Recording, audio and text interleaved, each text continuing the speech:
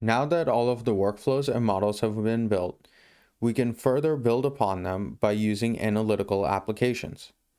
Analytical applications provide a customizable UI for other users to interact with.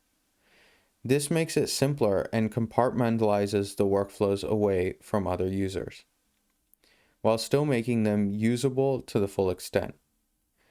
In this application, they can select between multiple workflows and they can customize each workflow to fit their needs and the analysis that they want to conduct. In this case, the user will change the unique categories percentage change and then can run the workflow directly from the app itself.